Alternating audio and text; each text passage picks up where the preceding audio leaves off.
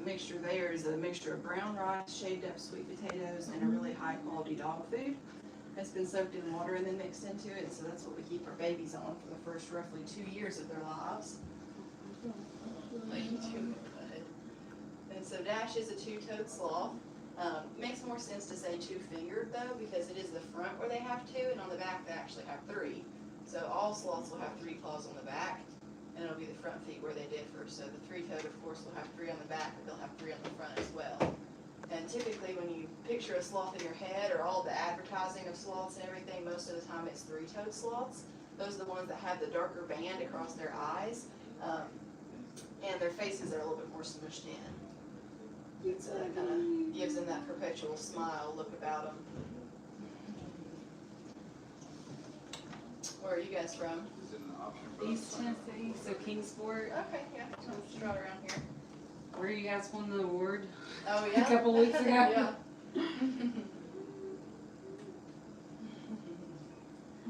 So a lot of people are surprised by how soft they are, because they've seen a lot of pictures of wild sloths, and wild sloths notoriously have a lot of moss and algae on them.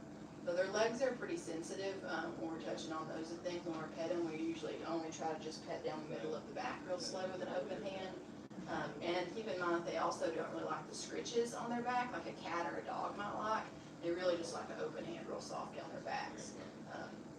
But you like chewing,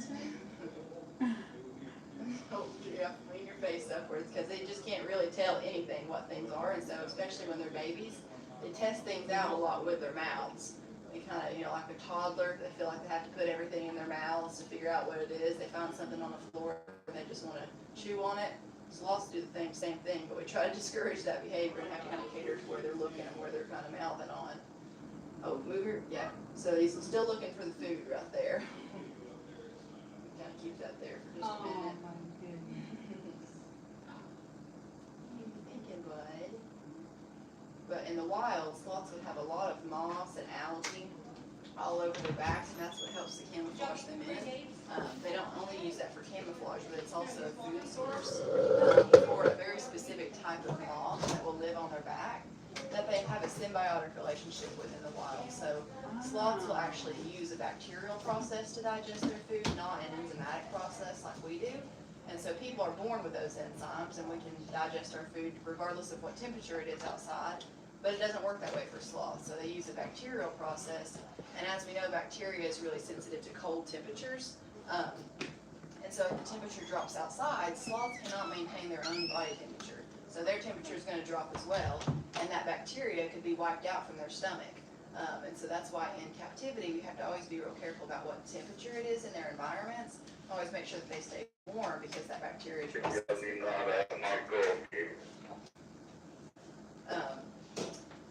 And so that's always something that we've got to keep on our radar when we're owning these guys and taking care of them and everything. What do you think, bud? So everything about a sloth is slower in ways that people probably didn't even realize that sloths could be slow. One, for example, is their digestive system. So their digestive system takes about 30 days to digest everything through it from start to finish.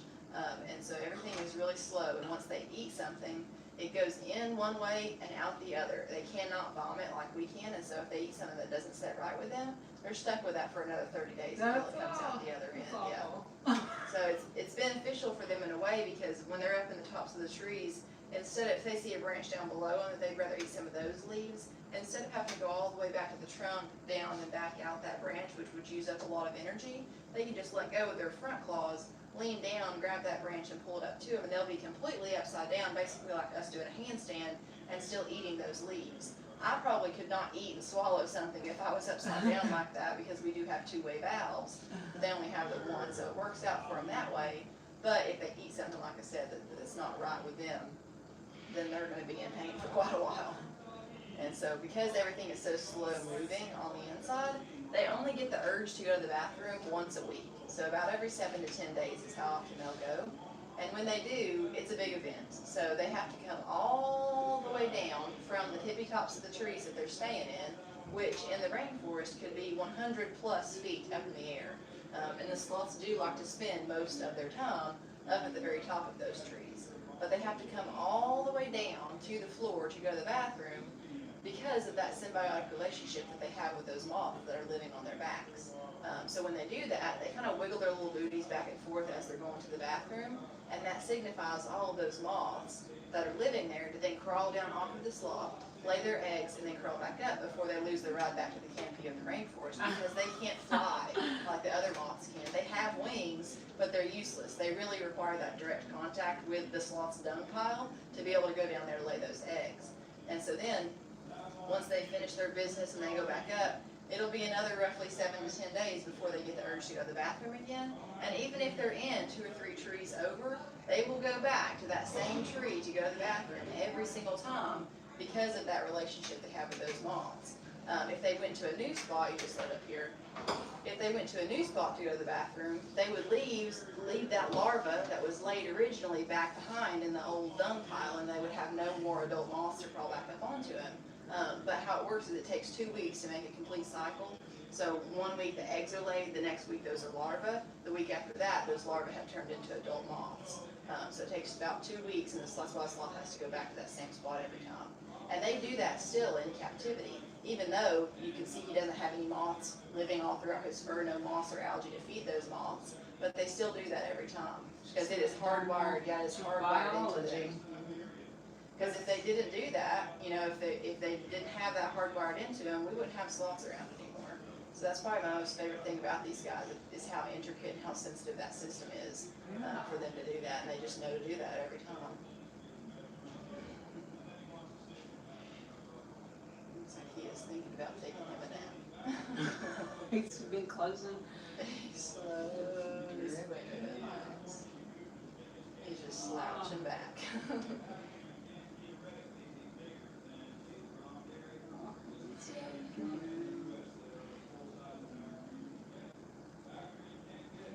So are they vertebrates?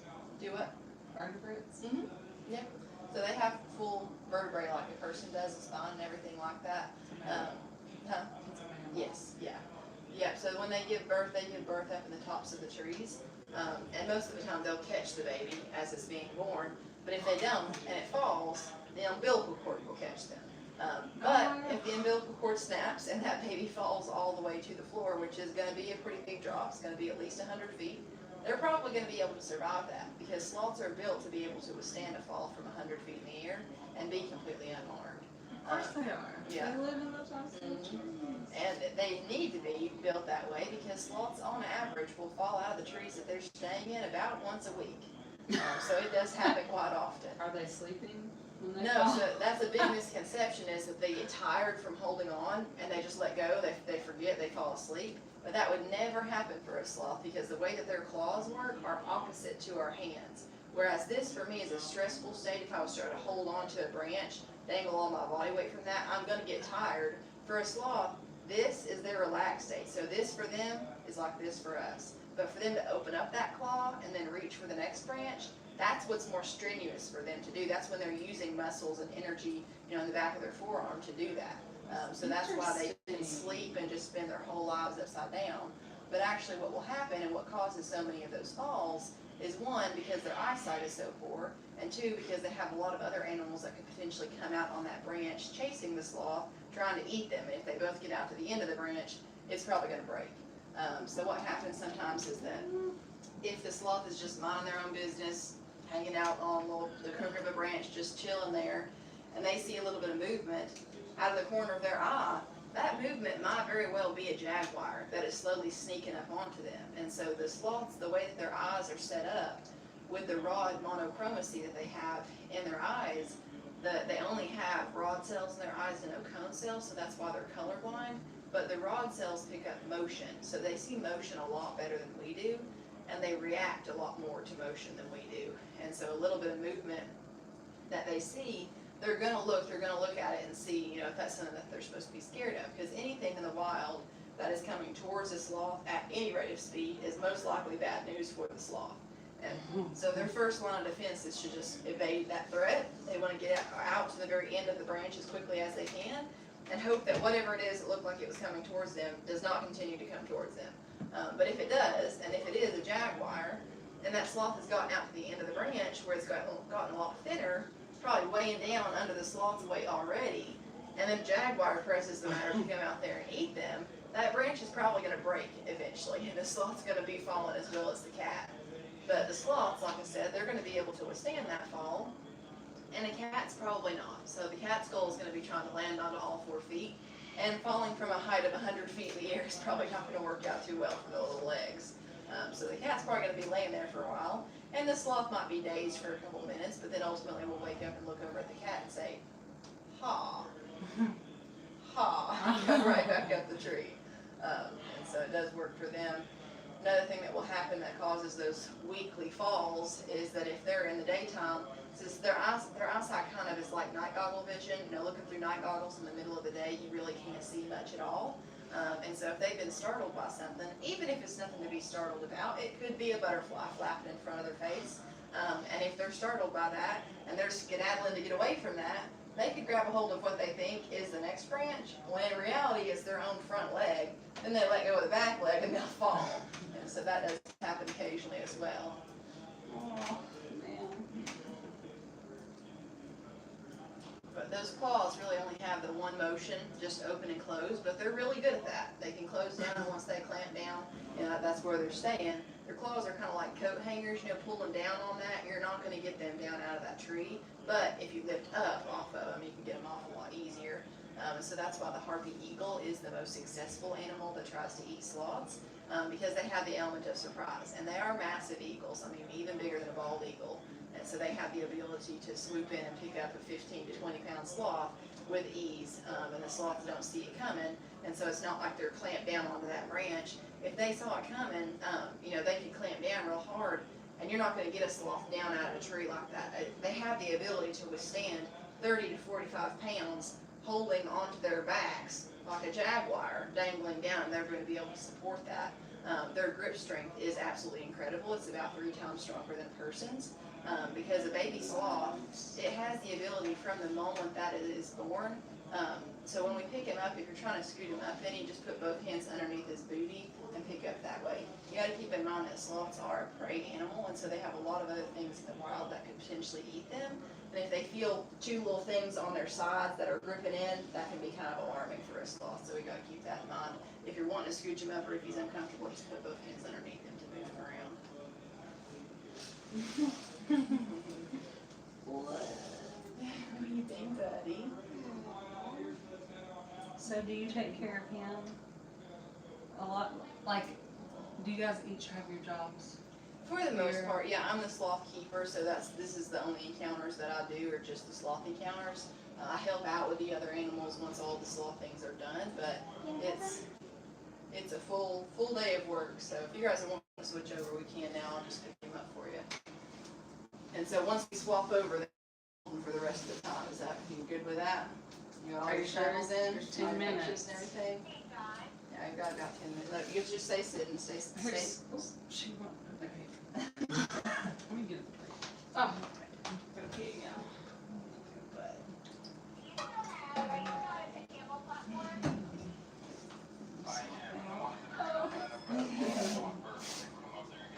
He'll just open up with his back legs and wrap around your waist, and after he's got a hold of you, you put one hand underneath his booty. There we go. You put one hand underneath his booty to support him, and just wrap around you to the front there.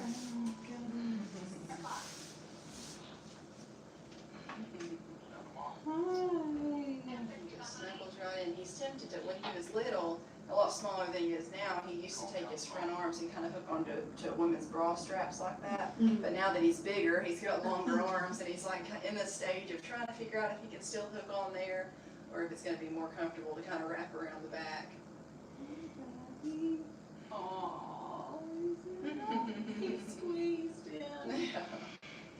It takes him a minute to figure out what spot's going to be most comfortable for him. So you guys just got done with the farm tour, right?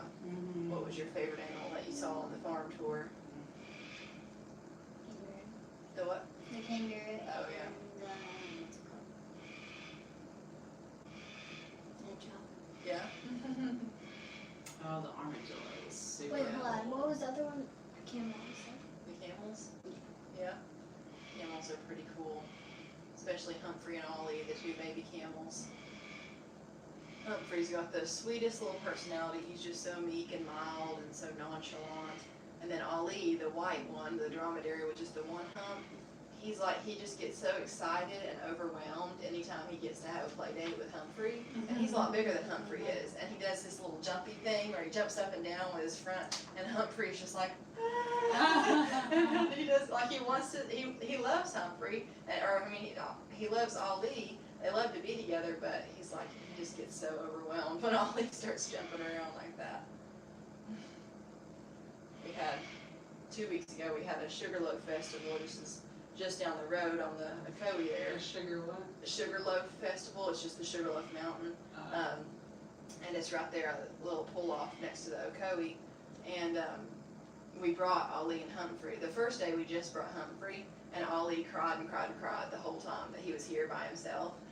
And so then the next day we're like, well, we'll bring both of them. And so we brought both, and knowing that, the first time we left Ollie, because we know that he tends to just get excited when he's with Humphrey for a long period of time. And so then the next day when we brought both of them, it was fine for about an hour until Ollie just got overwhelmed with joy and started jumping around everywhere, and Humphrey was just like running to one corner to the other because he did not want to be, jumped on.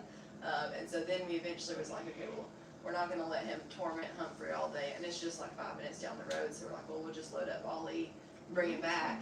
And it was like the biggest fight ever to get Ollie into the trailer to load him back up to take him here, because he did not want to leave Humphrey. And then Humphrey, after just getting beat up, is like crying for Ollie the whole time. They have like a love-hate relationship. It's the weirdest thing ever. They do fine for the first little bit when they're together, but then after a while it just gets to be, Ollie just gets way too excited.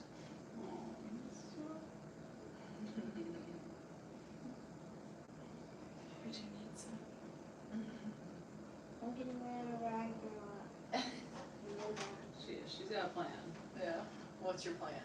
I'm just gonna get a sloth and a bird and a turtle. Yeah. And She's gonna build her sloth with its own little condo or townhouse. Have you looked into all of the licenses and registrations and things that you've got to have to own a sloth? Yeah. That's something to look into. 'Cause it takes a lot of, we have all of the same licenses as a zoo does. So we're inspected by the USDA with just, drop-in encounters that could happen any day. And every animal that we have on the farm, not just the sloths, but everything has to be up to date with all of the vaccines and health charts and records. And we've got to have, our plan for husbandry and their diets and everything on display for them to be able to see immediately, or they get really upset. And so that's with any type of an exotic animal like that you need a permit to have, which sloths are included in that. Now, unfortunately, there are some states where you don't need a license to own a sloth, and so some people will figure that out. They'll go on the internet and find out that you can buy a sloth off of the internet, but none of those sloths have come from a reputable breeder like Dash has come from. Dash came from a program where the guy's been breeding sloths for over 35 years, and he raises ambassador sloths just like Dash, and Flash is one of our other sloths, but he's not an ambassador sloth. And so most of the sloths that you have in the States are non-ambassadors. They've not been raised the same way that Dash has, and it takes a lot of conditioning and training from a young age to get them comfortable with being held like this. And so if you don't get the baby from a really young age, they're not going to be comfortable with being held like this. But a lot of the times, if you're able to just go on the internet and find a sloth for sale, those sloths have unfortunately been brought over through the illegal animal trade and have been born in the rainforest and are then just transferred over to be in the States like this. I know it's hot in here. You doing okay? Yeah. Okay. I know sometimes people get lightheaded from, some people get lightheaded from being here when it's real humid like this. Oh, I stay You're hydrated. looking at it, bud. I stay hydrated.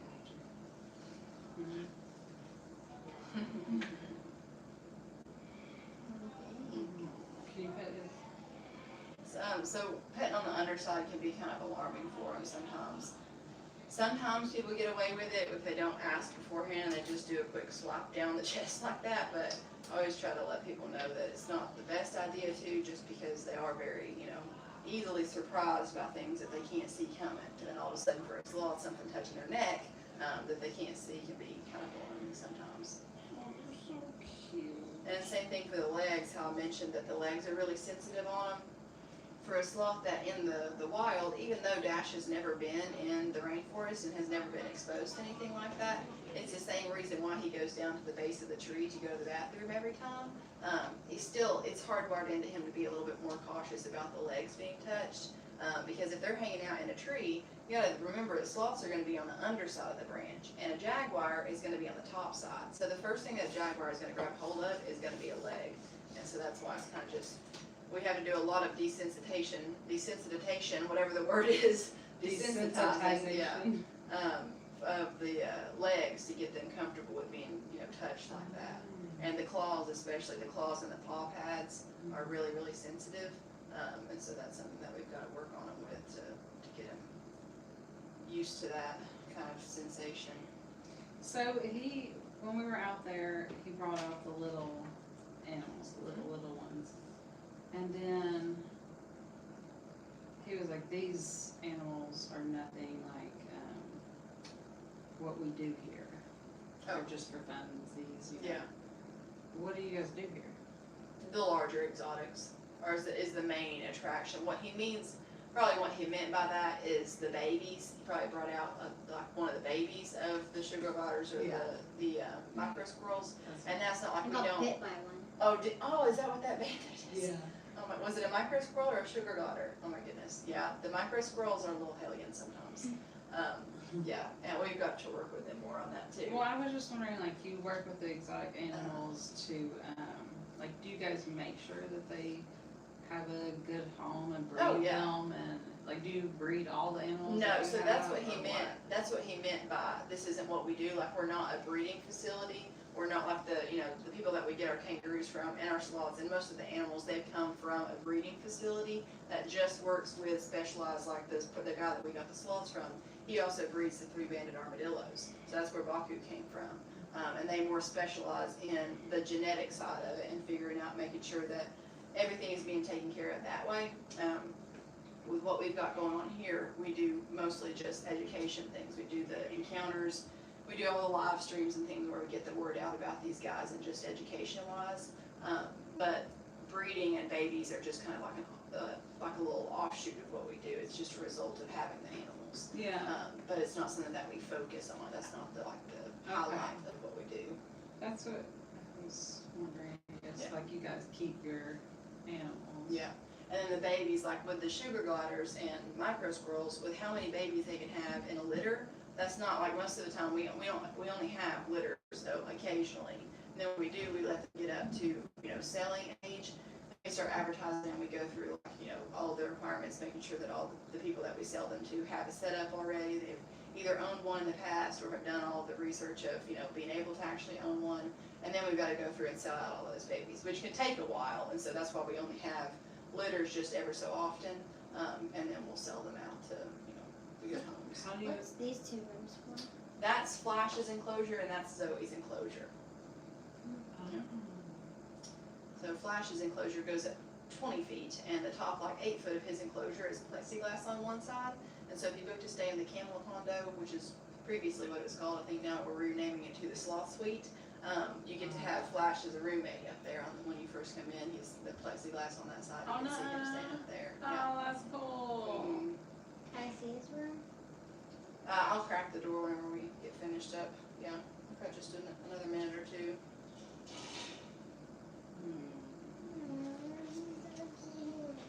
So, like, you guys will just, what do you mean you'll only have a litter every so often? Like after we've got all of the babies sold, then we'll put the male and female back together. How do you birth control that? We just separate the males Okay. from the females. Yeah. So they have like a breeding season. Well, they Awesome. they could breed. Most of the small animals like that can breed right after they've given a birth, which is why we separate them right after. We only put the males with the females for a certain amount of time after we've sold off all the babies, and then we separate them again for the mother to have her litter, and then we'll sell them. Okay. Yeah. But is that true with all the animals? Not every, most small mammals. Like you try to that, though. control the, Oh, yeah, yeah. the birth rate. Mhm. Dash, you're so cool. But Aw. Oh, deep breath. I know our time goes by so quickly, but it has just finished up, so I'll go ahead and get in front of you. Did you want me to take a picture from back here at this angle? Sure. If you hold them there. Yeah, scoot in, Windsor. Oh, Look. He tends to pose pretty well when I take pictures from back here. He sees me moving. I'll do my fast. It's got my booby in.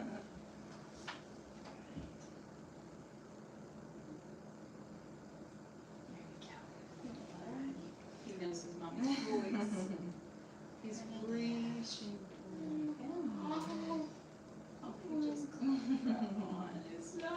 Which that transfer works right now when he's just like, 8 pounds, but when he gets to be like 15, I'm not sure that I'm gonna be able to pick you up like that. And you gotta start lifting weights, you know? Yeah, well, the biggest thing is the little claws. You see how he's poking into me right there? It's not that bad when he's real little and doesn't weigh as much, but when he starts to climb Yeah, up, I guess. go to climb up onto you, Oh, I felt it starts to, Or my booby. Alright.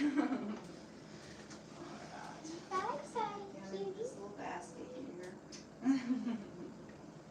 Oh, look how she holds it. And he'll take good little naps in this basket just like that. I think he's still kind of in playful mode. We'll leave it cracked there, but oh my goodness. That little towel moving. He's like, what was that? All right. So we'll go ahead and step over this way.